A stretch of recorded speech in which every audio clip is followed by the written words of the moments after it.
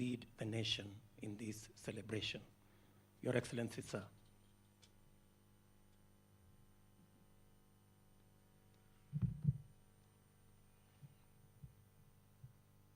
Please be seated. Thank you very much. Thank you very much, William. Fellow leaders, members of the cabinet,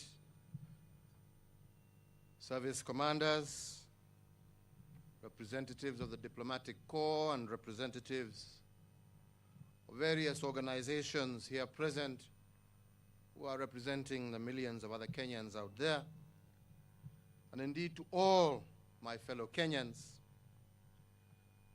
allow me to take this opportunity to salute you all and to wish every single Kenyan a happy 57th Madaraka Day, a day our founding fathers achieved the right for Kenyans to self-govern.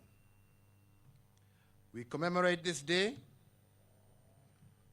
with fond memories of the struggle for independence and the birth of the Kenyan nation, and with it, the birth of the Kenyan dream.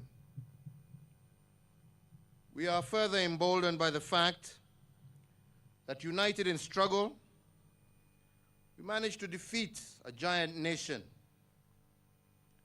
And this leads us all to believe that even as we fight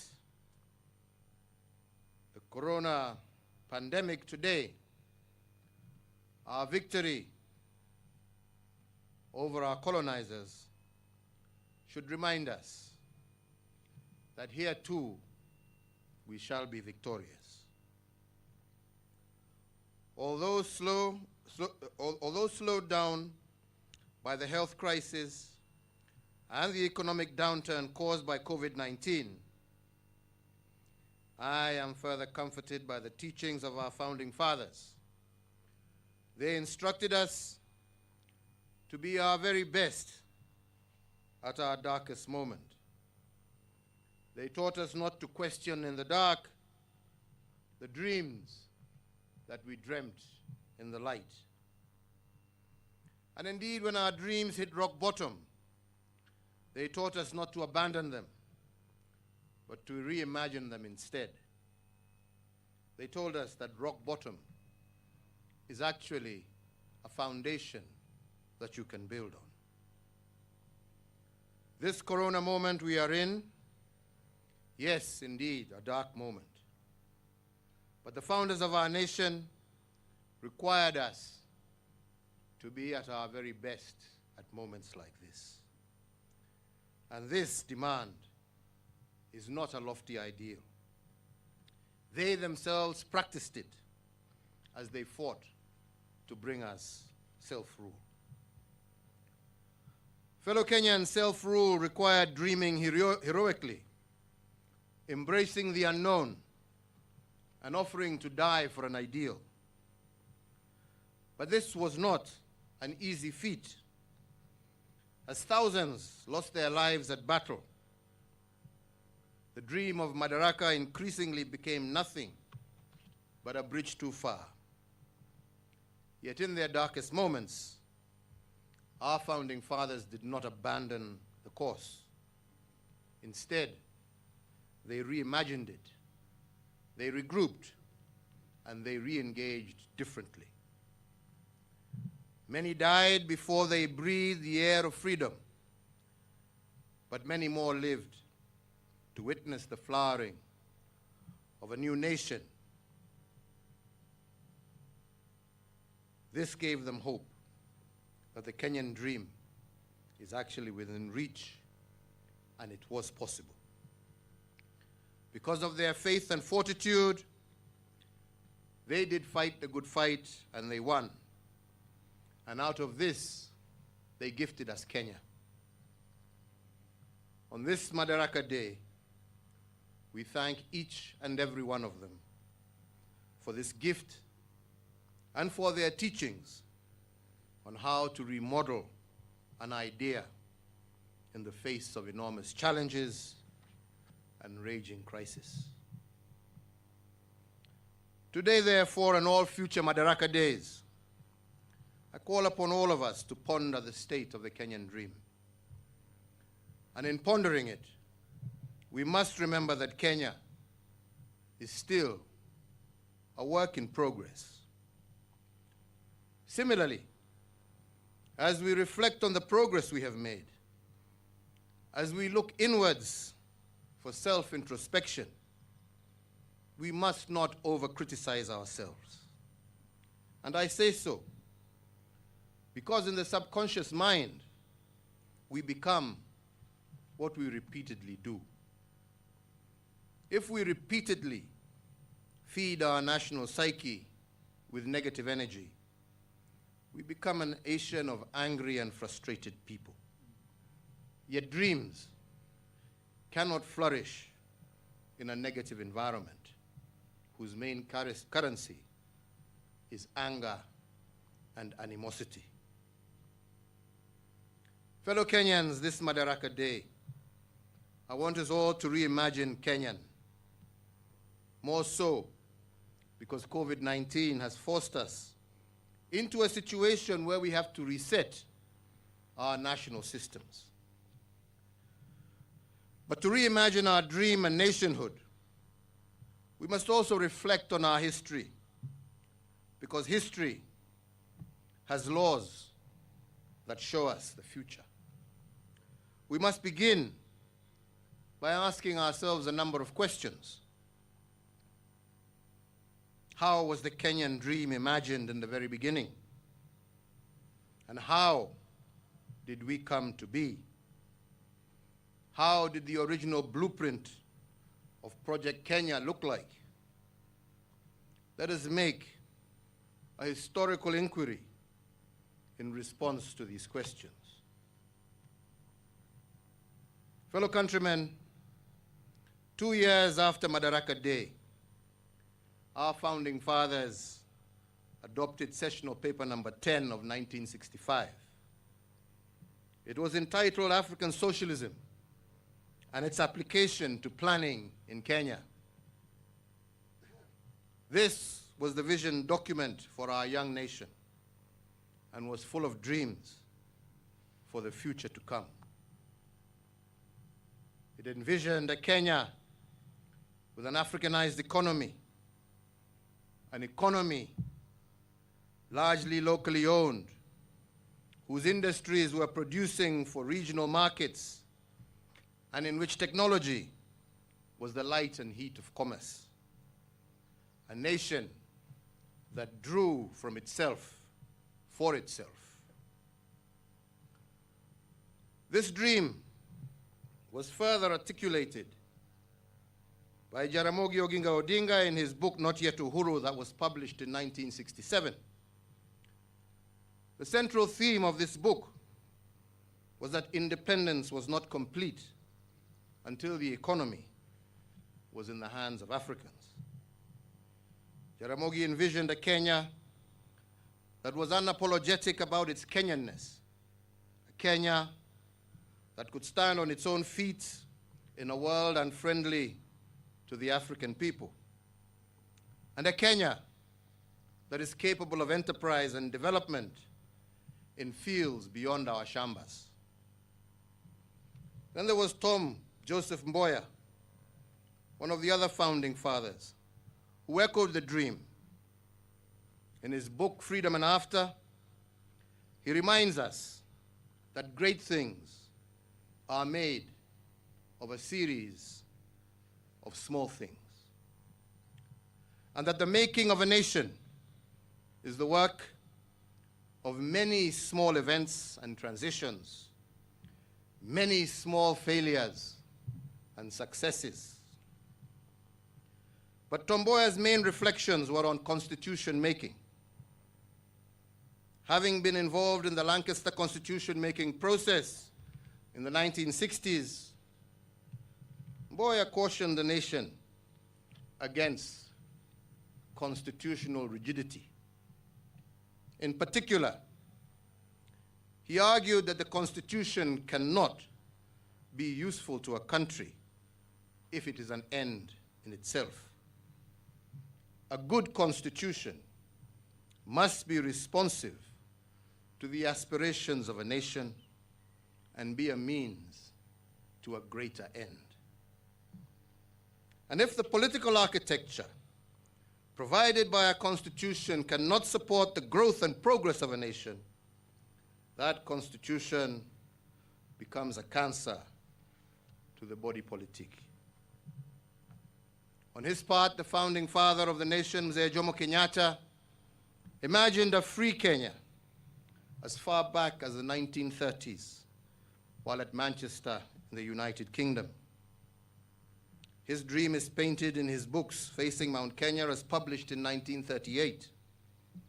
And in this dream, he cautioned us that the seed of freedom will only take root if our mindset is focused on the right thing.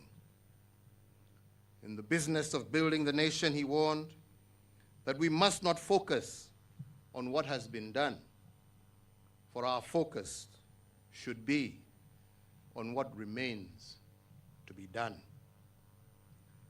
And this is so because it is natural. Every time one target is attained, a new one becomes necessary and urgent. The right mindset is therefore a critical plank to making a dream come true. But Mzee Kenyatta made other assertions in his prison notes published in a book entitled Suffering Without Bitterness. Reflecting on his struggles while in prison, Mzee said that if hope will sustain you through fire, faith is greater because it enables you to leap over the fire. The act, therefore, of imagining and building a nation from the bottom up must therefore be an act of faith. And faith, according to him, is the act of letting God know your intentions, but taking charge of the methods necessary to achieve them. Fellow Kenyans, our founding fathers left us with deep teachings and convictions, and now we must summon the teachings as we reimagine our nation today. We have achieved the dreams of the founding fathers as captured in sessional paper number 10 of 1965 and revived in sessional paper number 1 of 1986. Further, I believe we have made admirable progress in the implementation of our own Vision 2030 as my administration implements the Big Four agenda. But truth be told, that this vision comes to an end in 9 years. So the urgency for a new vision, a new dream, is therefore real. Like Kenya in its 50s, the Holy Bible required nations to hit the reset button every 50 years. On the 50th year, we are told, all debts were forgiven, slaves were set free, and all land was left unattended. This action brought renewal to the soul of the nation, healing to the land, and a fresh vision to its people, and they called it the Year of Jubilee. But for us, fellow Kenyans, to craft this new dream and to prepare for the next great leap forward, we need to finish what our founding fathers had started. And this is what we set out to do in our quest to uproot the remnants of ignorance, poverty, and disease in our midst. This inspired my administration's transformative agenda for the nation, the Big Four. And allow me just to give you only 3 examples of unfinished business started by our founding fathers and which we today are endeavoring to complete. The first one is infrastructure, the backbone and the enabler of any economy. And by this I mean roads, rails, ports, and so on. At independence, we had only 1,800 kilometers of tarmac road. This is what our colonizers had built in 78 years of their occupation between 1885 and 1963. This means that all their endeavors for 78 years, they only managed to tarmac a total of 23 kilometers a year. After independence, our founding fathers built an extra 11,200 kilometers of tarmac roads over a period of 50 years. This was about 10 times what the colonizer had done. But with better technology, planning, and efficiencies, my administration has built 1,000 kilometers of tarmac road every year. That is 44 times more than what the colonial administration built, and more than 4 times what the first 3 administrations built collectively per year. While we take pride in this achievement, I am cognizant of the fact that this could not have been done without the support of you, all my fellow Kenyans, and still recognize that there are more roads to be built.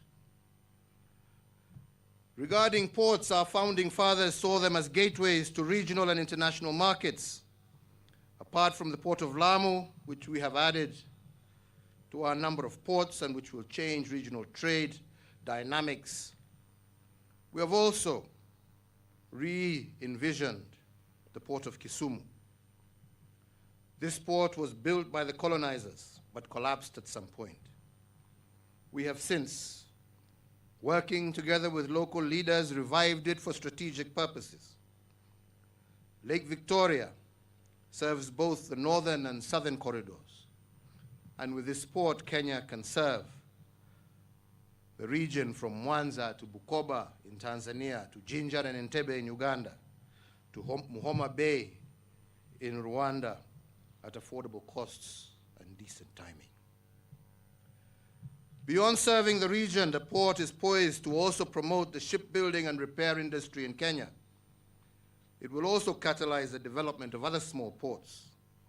And what I'm proud of most is that we did this revival with dead capital.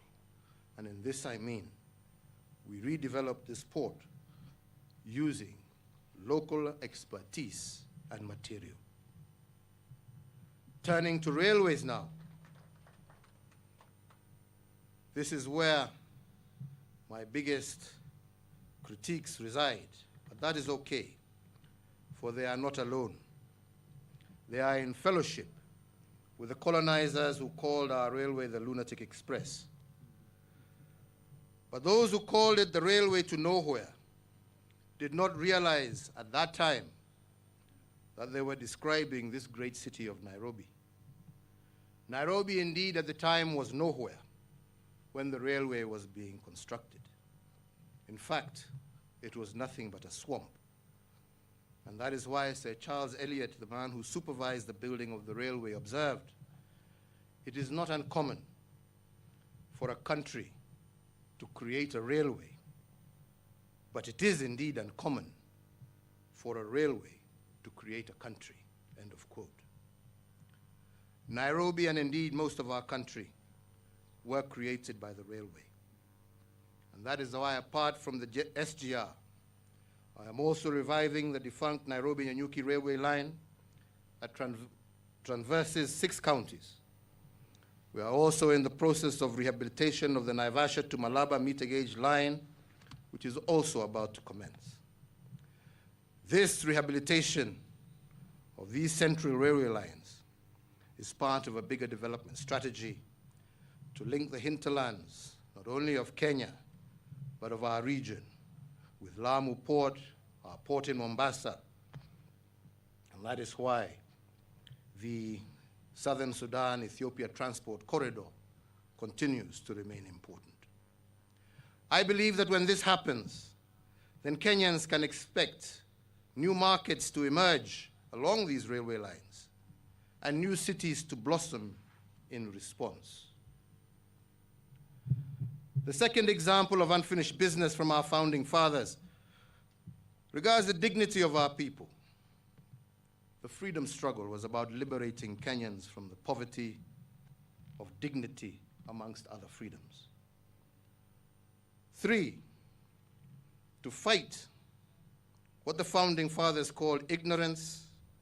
My administration has carried out extensive reforms in the education sector to make it more competency-based and to allow our children to be better prepared for future jobs. We have secured the place of pride in the continent as the home to the highest transition from primary to secondary education on the African continent. Additionally, the technical and vocational training is taking root as we seek to reposition our human resource for the ever-evolving world economy. But the human side of these reforms has also focused on electrification. We have connected 99% of all our schools to electricity. And as we did this, we also realized that a substantial part of learning happens at home, even in better days. That is why we were motivated to do our Last Mile program, connecting homes to power.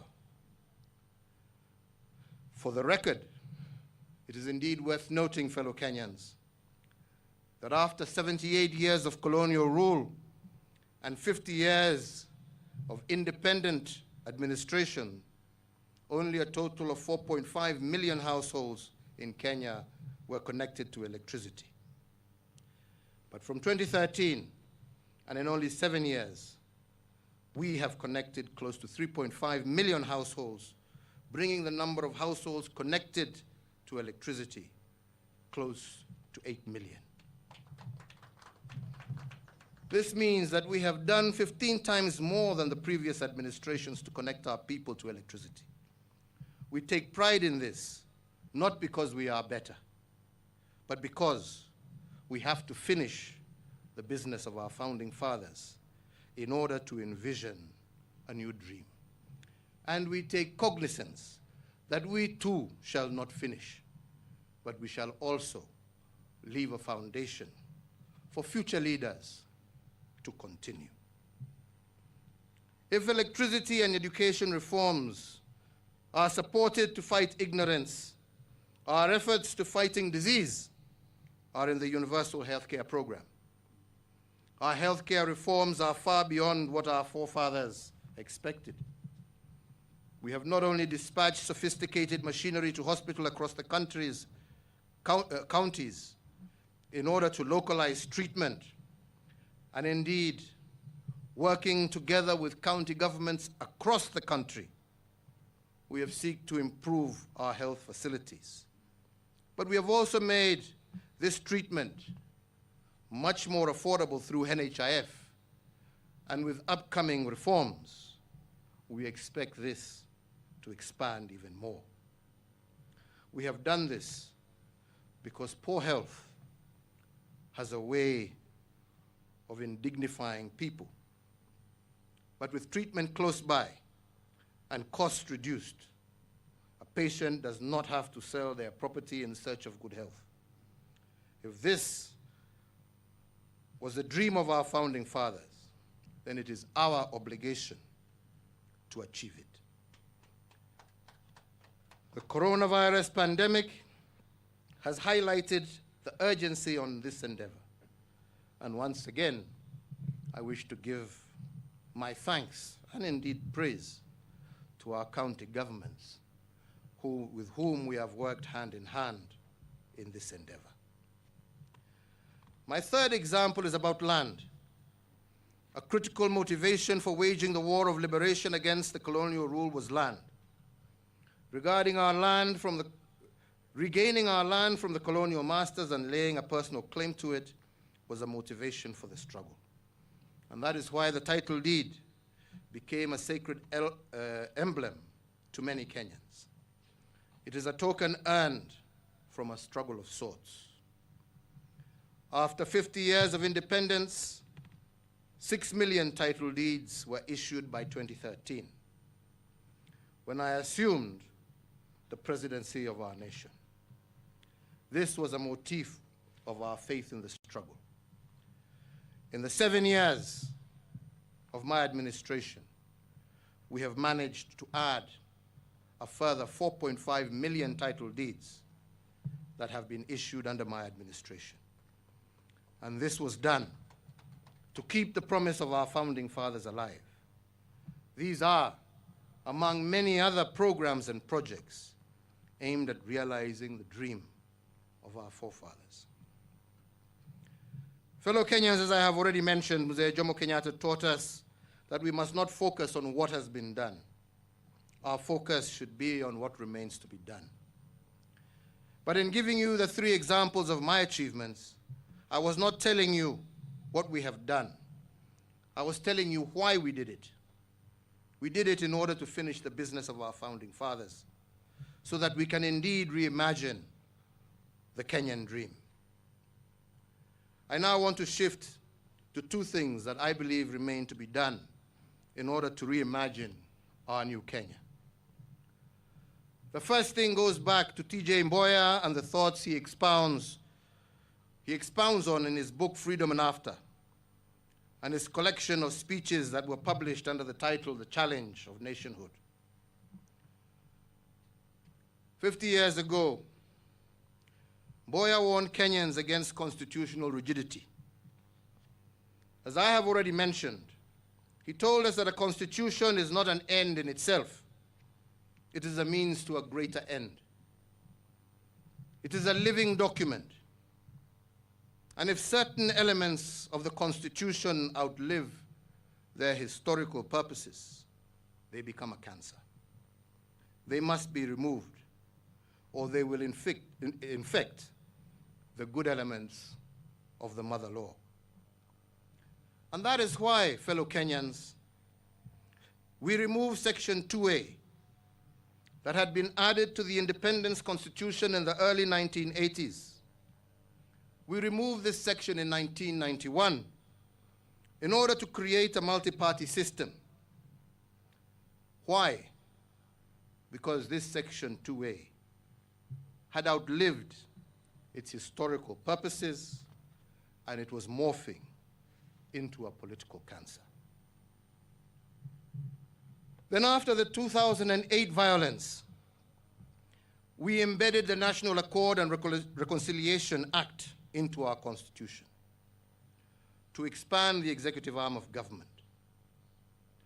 This happened out of historical necessity. And then again in 2010, we formulated and adopted a new constitutional order, altogether replacing the Independence Constitution. Indeed, today, I am truly thankful to the Almighty God for having been given the mandate by the people of Kenya to not only lead its implementation, but also to serve as the first president under this new constitution. 10 years later, I am already discerning a constitutional moment. And I want to be clear, not a moment to replace the 2010 Constitution, but one to improve on it. A moment that will right what we didn't get correct in 2010. But fundamentally, the constitutional moment that I discern is one that will bring an end to the senseless cycles of violence that we have experienced in every election cycle since 1992. And one that will deepen our democratic credentials as a country and lead to a much more inclusive society, which I do believe was the intention of the framers of the 2010 Constitution. Fellow Kenyans, we cannot reimagine our nationhood also without changing our political architecture. But we cannot change this architecture without re-engineering our Constitution. If we have done great things in the area of brick and mortar, the greater things that remain to be done have to do with our governance system, and we must not be afraid of changing the system if it does not serve our present and future purposes. The second thing that remains to be done is the transformation of our civic culture. Culture is at the core of reimagining a national dream. And when the drafters of Chapter 6 of our Constitution put pen to paper, what they wanted was to bring this culture to order. But it is difficult to police a political culture. More so, if the culture is like one that was described by Canon Donaldson of Westminster Abbey. Canon Donaldson, on March 20th, 1925, spoke of a culture that thrives in politics without principle, wealth without work, pleasure without conscience, knowledge without morality, science without humanity, and worship without sacrifice. And part of this sermon speaks to our reality today as Kenyans. If we are to push the reset button and reimagine our dreams as a nation, we must transform our civic culture to one that is based and biased towards duty, hard work, and integrity. Fellow countrymen, we need political leaders totally committed to promoting not themselves, but what will transform lives of our people in line with what our founding fathers yearned for. Indeed, as Martin Luther King Jr. said, and I quote, "We need political leaders not in love with money, but in love with justice. Not in love with publicity, but in love with humanity." End of quote. Finally, fellow Kenyans, I want to address in brief our national response to the coronavirus pandemic, because I will be addressing you again on this issue in a few days to come. As a caring, responsive government, and to cushion all Kenyan households against the economic shocks triggered by the coronavirus disease, we continue to progressively roll out targeted measures to sustain livelihoods. We have reduced taxes to enhance affordability of all products by reducing VAT from 16% to 14%, and increase the earnings and purchase power of all employees by reducing pay as you earn. But we have also incentivized business to retain staff and operations by reducing corporation tax.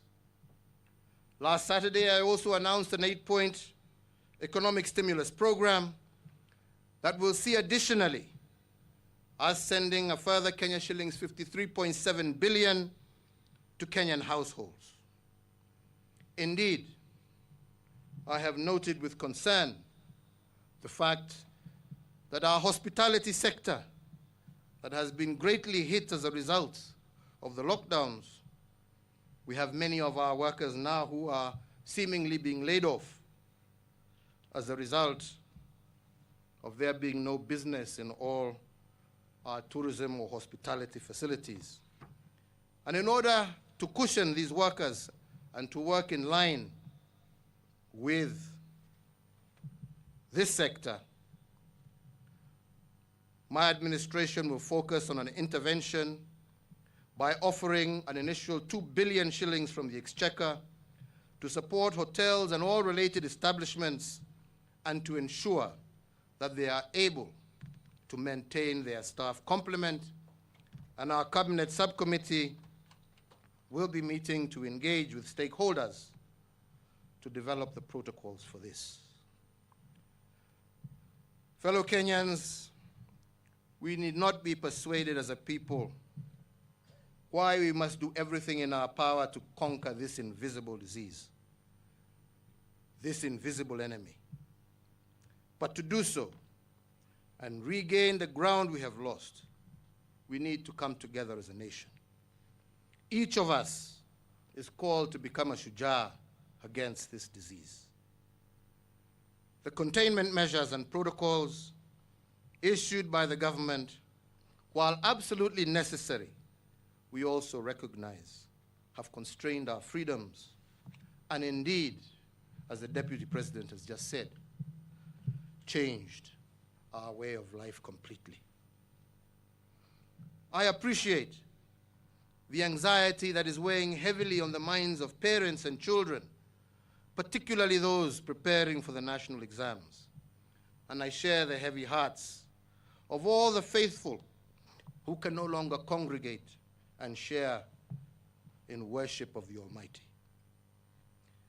In this regard, and conscious of the emerging trend of infections, I am hereby directing that the Ministry of Education fast-tracks and finalizes the ongoing consultations with all stakeholders that will provide us with an appropriate calendar for the gradual resumption of education in the country. The guidelines should also include protocols to be followed by all learning institutions in order to guarantee not only the safety of our children, but the safety of their parents and grandparents. 2, that conscious of the fact that Kenya is a God-fearing nation, I have also directed that the Ministry of Interior, the Ministry of Health, to continue and hasten their engagement with religious leaders across the country with the objective of developing protocols that will be adopted to guide a more participatory way of worship while guaranteeing the safety of worshippers. Fellow Kenyans, I also wish today, and on behalf of an internally grateful nation, to recognize and commend our healthcare workers for giving their all in support of our response to this pandemic. I also want to recognize our researchers and innovators, including the team of university students that designed and built a customized ventilator. The country is also indebted to the thousands of Kenyans who provided meals for our law enforcement manning checkpoints, and our artists who raised awareness of the virus through their music and artwork. But we are also forever truly grateful for our men and women in uniform who have continued to work above and beyond the call of duty to keep us safe and to ensure that rules are followed. We also recognize and commend all those who have selflessly and generously supported the Coronavirus Response Emergency Fund, from the contribution of 500 shillings by a young 11-year-old called Zawadi Mtua, to the Kenya shillings 300 million personal contribution from Dr. James Mwangi and his family.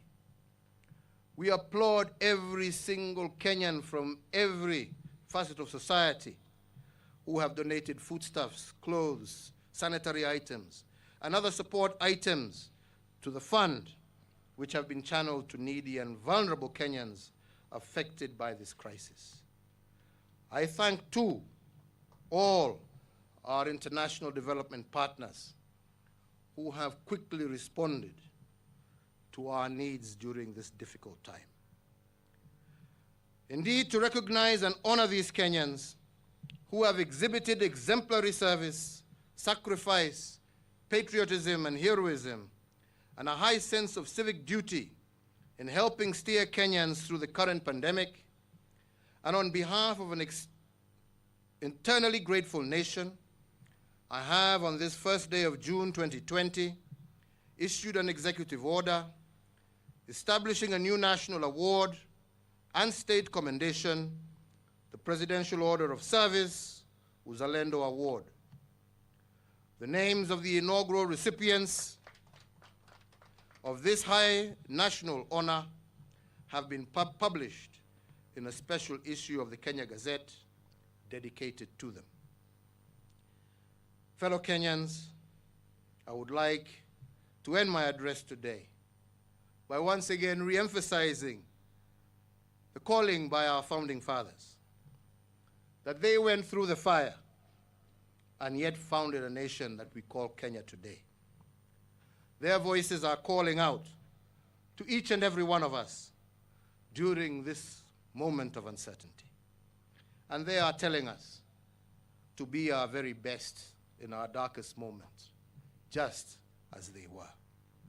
They are telling us that they fought for the liberation war for over 40 years and it came to pass. We will fight the challenges that we are faced with today, and this too shall come to pass. Mimi sitaki niongeze zaidi, isipokuwa tena kuchukua nafasi hii kuwatakia Wakenya wenzangu pahali popote mlipo, ikiwa ni Madaraka Day ya kipekee, kwa sababu leo hatusherehekei pamoja vile tumezoea. Leo vile Gavana Oparanya na naibu wa rais wamesema, tuasherehekea kila mtu akiwa nyumbani kwake, akisikiza radio, akiangalia TV au kwa mitandao mbali. Lakini hata kama hatuko pamoja kwa kiroho na fikra, tuendelee kuwa pamoja kama Wakenya. Na mimi sina shaka tutashinda na Kenya yetu itasonga mbele. Na watakia kila mmoja wenu laheri siku hii ya Madaraka, na tukienda mbele. Tumesema kuna mengine ambaye tutataja hapo baadaye, haswa kuhusu ile mikakati tutachukua siku zijazo kuhusu hii ugonjwa wa corona. Yangu ni kuwauliza wenzangu, tuendelee kuhakikisha ya kwamba tumetii zile masharti tumepatiwa na Wizara ya Afya.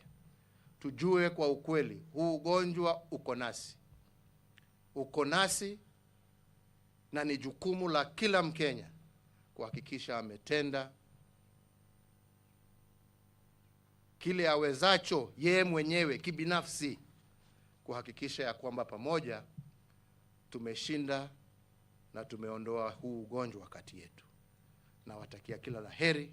Nasema Mungu awabariki, Mungu aibariki taifa letu la Kenya. Mungu aendelee kutupatia umoja na uwiano